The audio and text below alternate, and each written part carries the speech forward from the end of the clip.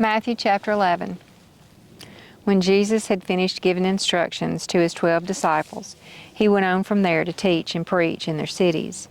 Now, while in prison, John heard about the works of Christ, and he sent word by his disciples and said to him, "Are you the coming one, or are we to look for someone else?"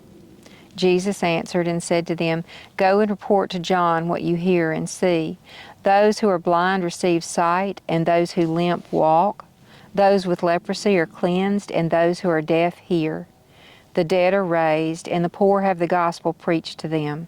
And blessed is any person who does not take offense at me."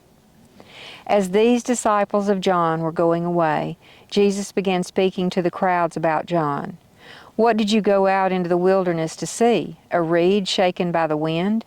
But what did you go out to see? A man dressed in soft clothing? Those who wear soft clothing are in kings' palaces.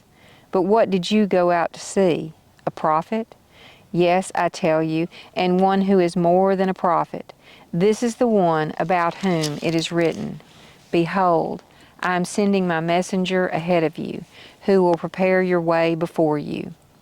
Truly I say to you, among those born of women, there has not arisen anyone greater than John the Baptist.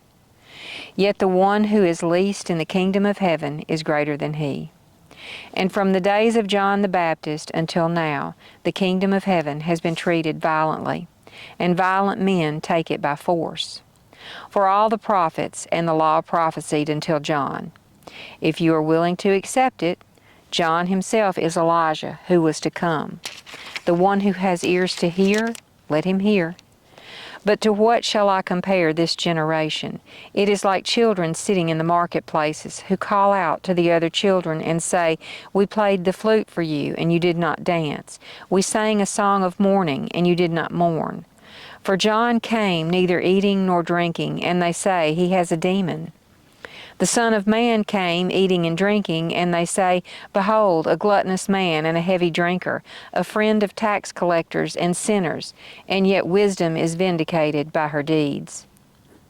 Then he began to reprimand the cities in which most of his miracles were done, because they did not repent. "Woe to you, Chorazin!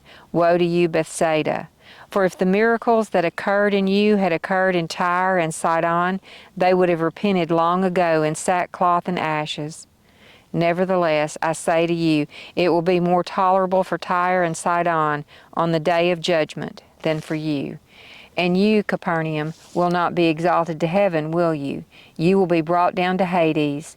For if the miracles that occurred in you had occurred in Sodom, it would have remained this day.